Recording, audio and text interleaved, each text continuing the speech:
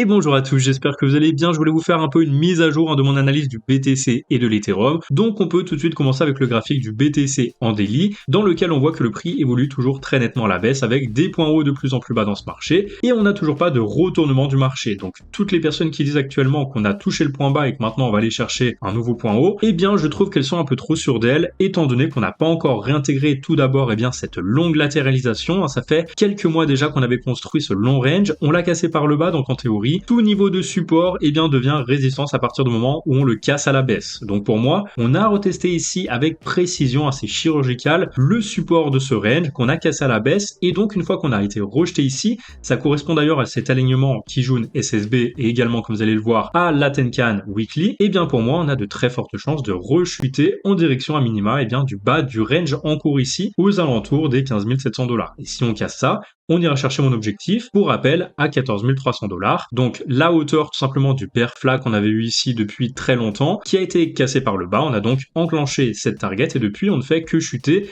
avec des points hauts de plus en plus bas. Donc je vois pas pourquoi on repartirait maintenant vers les 20 000 $ ou je ne sais quoi, tant qu'on est en dessous du nuage et tant qu'on est en dessous de ce long range. S'il s'avérait qu'on réintégrait ce range en clôture, qu'on confirmait cette zone en support en rebondissant sur le nuage, à ce moment-là, on pourrait viser un retour sur les 21 300 $, mais pour l'instant, ce n'est pas le cas. Pour l'instant, on est toujours en dessous du range, avec une zone de rejet ici justement sur les 0,5 de Fibonacci. On a chuté, on a corrigé, c'est normal, on chute, on va en ligne droite ensuite, on fait une correction, donc jusqu'au 0,5, voire même pourquoi pas jusqu'au 0,618, aux alentours des 18 800, et ensuite la suite c'est quoi? C'est de chuter encore plus bas, parce que tant qu'on ne casse pas les 0,618 et tant qu'on ne réintègre pas ce range, il n'y a aucune raison d'aller chercher des nouveaux points hauts. Donc voilà, ça c'est la première chose. Maintenant la deuxième chose, c'est qu'ici du coup on a encore une fois un bear flag qui pourrait très bien nous entraîner une nouvelle fois encore plus bas vers les 13 488 $. Donc ici actuellement on a deux targets baissières à surveiller. Moi je vise tout d'abord les 14 300 et ensuite si on va plus bas on ira chercher les 13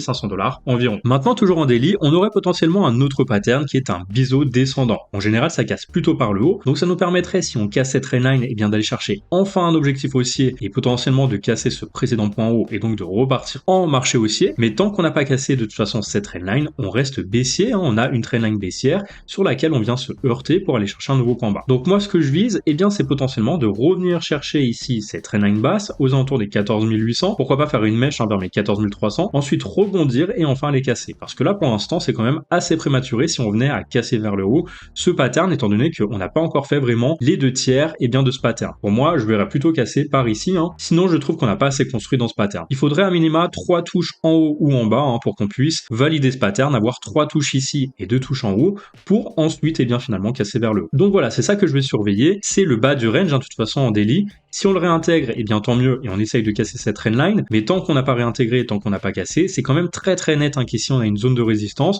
on a cassé quand même un très très long support et du coup en théorie il y a très peu de chances maintenant qu'on recasse comme ça en ligne droite et qu'on reparte vers un nouvel latéral. Donc à surveiller en tout cas, ce qui arrive c'est la cassure de ce petit biseau ici. Si on casse ce biseau par le bas, ce qui est très très probable étant donné que c'est un pattern plutôt baissier ici, puisque je le rappelle on est dans une correction haussière avant finalement de recasser, pour moi on a de très fortes chances de casser vers le bas, d'aller chercher à minima le bas du range. Ici on peut estimer que ça c'est un petit range dans lequel on est sorti, on a été rejeté par le nuage et donc on a de fortes chances maintenant de le réintégrer et donc d'aller chercher le bas du range aux alentours des 15 687 $. Si on casse ce range par le bas, je viserai donc les 14 800 et puis les 14 300 $. Donc voilà, je pense que c'est clair, il faut recasser ce grand pattern par le haut ou alors recasser ce range par le haut de toute façon pour redevenir haussier. Dans tous les cas, tant qu'on n'a pas fait ça, on reste baissier avec des prix de plus en plus bas. Et très rapidement, on va terminer avec l'Ethereum qui évolue toujours dans ce long range ici depuis le mois de juin et on voit qu'il a été rejeté pile sur le milieu. Donc attention, ce niveau fait office de résistance depuis un long moment. On a encore une fois été rejeté, donc il y a très peu de chances maintenant qu'on arrive à le recasser. Pour moi, à cause du nuage ici et puis encore une fois, de ce niveau de résistance qui faisait support à ce moment-là, mais maintenant il fait office de résistance. Et en théorie, je vois plus de chances d'aller chercher